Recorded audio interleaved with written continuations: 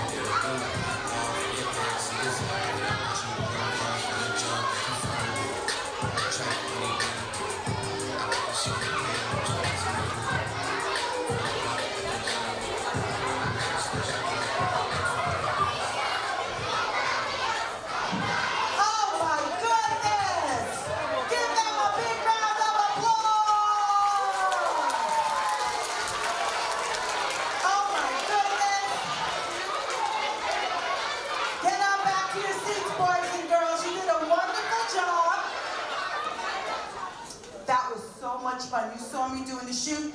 Yeah. I was trying to do my thing. Can't keep up with you guys though, but I am so glad to be here this morning for our annual Superintendent's Reading Challenge kickoff, and I am so excited because guess who's here?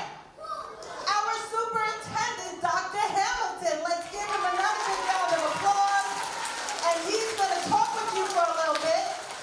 And then we're going to move on to the next part of this presentation. You know he's so busy because he's running all the schools in the district.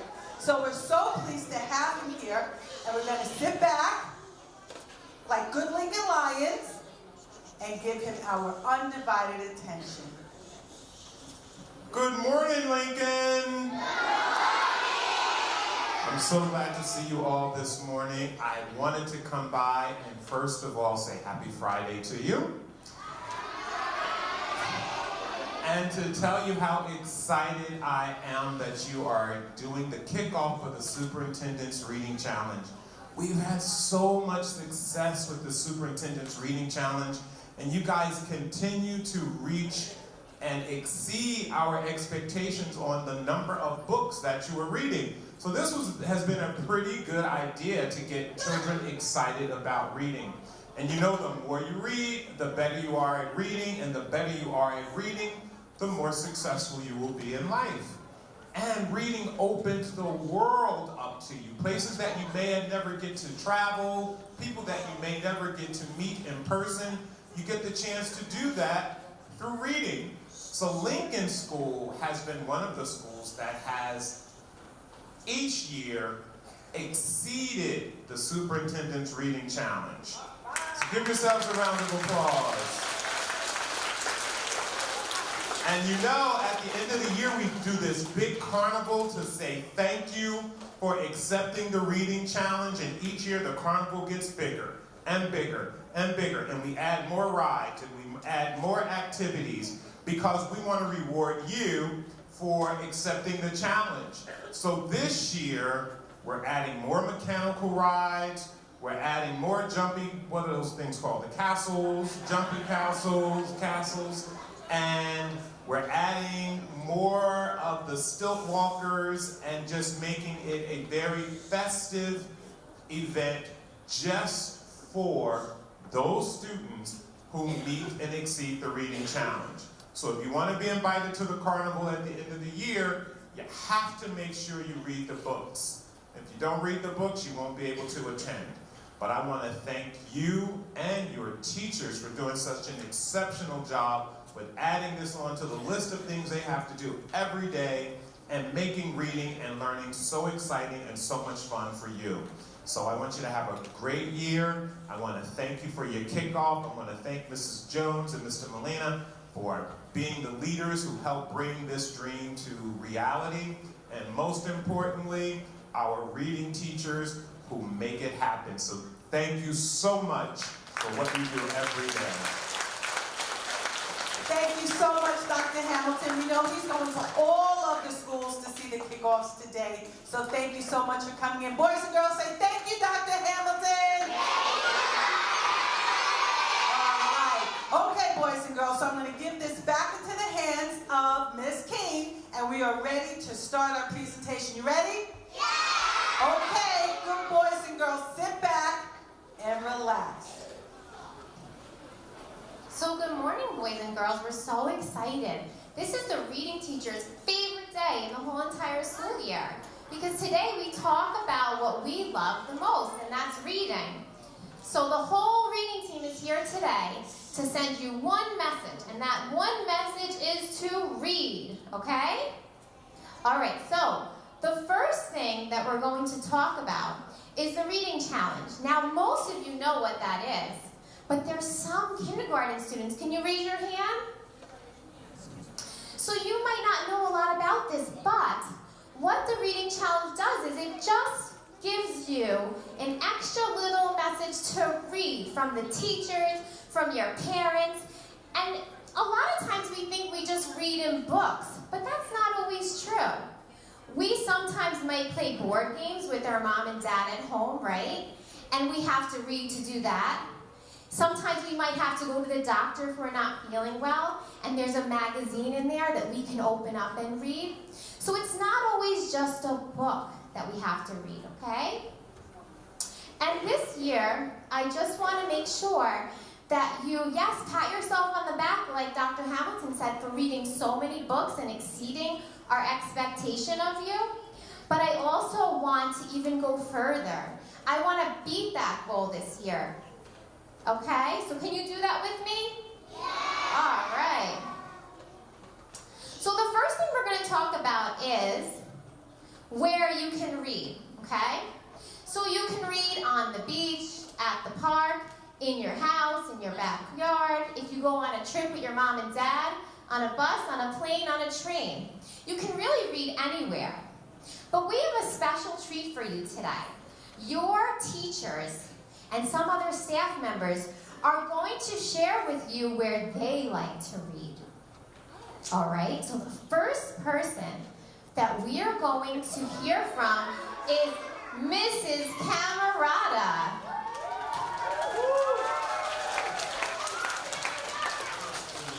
Especially the beach, and in the winter in my living room by the fireplace. And I read everywhere, even little magazines, little pamphlets. I love to read. Let's give Ms. Camerata a round of applause. The next person that's going to share with us where they like to read is Mrs. Jones. Well, what I love to do when I have a really good book is go into my family room and find a corner on my couch with a really warm blanket and a nice cup of hot tea and just snuggle up and read. Let's give Mrs. Jones a round of applause. The next teacher that we're going to hear from is Mrs. Wheeler. Growing up, my favorite place to read was behind the couch in our living room. And I would like to go behind. I got my favorite pillow. I got a bag of barbecue potato chips and root beer. And I would stay there and I would read all afternoon. I used to have my favorite blanket that my dad gave me. And when it was really late, I would be underneath the covers with a flashlight until my mom made me go to bed. I loved reading. Let's give Ms. Wheeler a round of applause. And now let's hear from Mrs. Capalupo. Everywhere. I like to read in the car, I like to read at night, I like to read on the beach. That's my most favorite place, is to read on the beach. I have a book everywhere I am, a book in my car, a book in my bag, and then I have my Kindle on my phone. So if I'm anywhere, I can always read. Very nice, Ms. Capalupo. And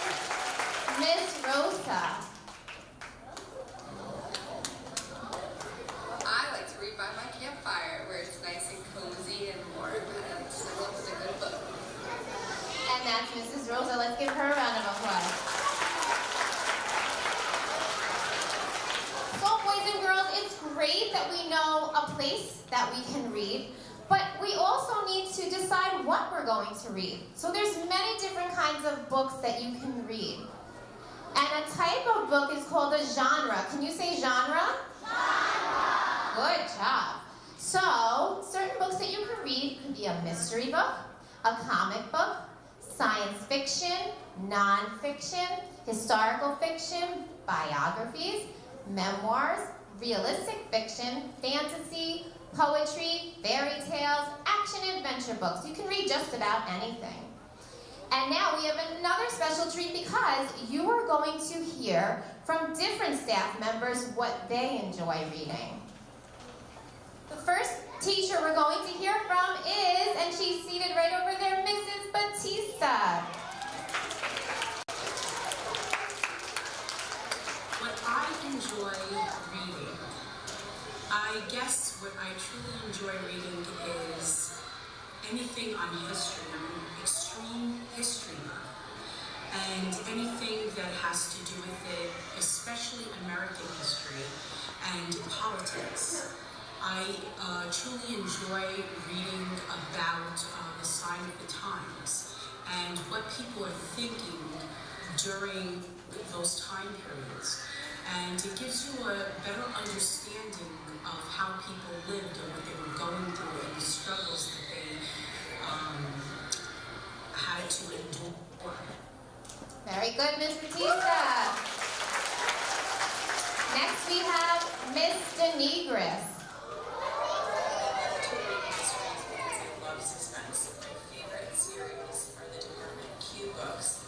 By Juicy Adler Wilson. Very nice, Miss Denegris. And Mr. Molina. I really enjoy reading mystery novels and crime novels because it fosters my imagination and I love trying to figure out what's going to happen, who did what, who's the protagonist, who's the antagonist, and I just love the fact that while I'm reading and engaged, I get a chance to also try to figure out sort of what the author's thinking. So those are my favorite genres. Great job, Mr. Molina. Next we have, right over here, in front of Mr. Molina, Miss Latterulo.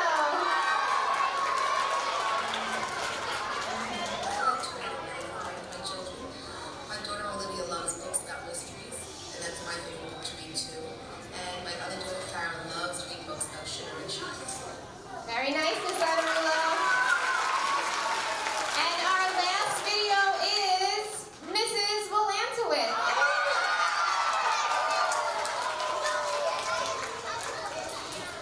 I like to read at night before my children go to bed, snuggled up in Kirsten's room. I like to read Judy Blue books with Kirsten, and my boys, Ethan and Evan, love to read books about trains, and especially Thomas the Train. Very nice, Ms. Volantowicz. Okay, boys and girls, so here's the thing. All right, I'm going to wait for you to be quiet, okay? So here's the thing. You see all of us day in and day out. But you don't necessarily know everything about us, right? And the videos prove that. So now you know that Mrs. Jones, when she likes to read, likes to snuggle up on the couch with a cup of tea. And you know the kinds of books that Mr. Molina likes to read. Well, it's the same with a lot of the celebrities that you see on the TV or the basketball players that you watch. We might know them for what they're most well known for, but we don't necessarily know everything about them. For instance, LeBron James. Raise your hand if you know of, don't talk, just raise your hand, LeBron James. He is a fabulous basketball player. But what you might not know is that LeBron James likes to read an awful lot. In fact, this is exactly his words. This is what he says. Reading has given me an opportunity to read and think about something else and get a sense of what else is going on besides the game of basketball. And one other thing about him is that he reads to calm his body down before he goes and plays basketball. It gives him some focus. The next celebrity, raise your hand if you know Harry Potter.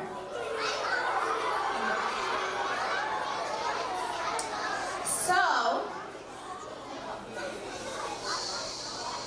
okay, I'll wait till it's quiet.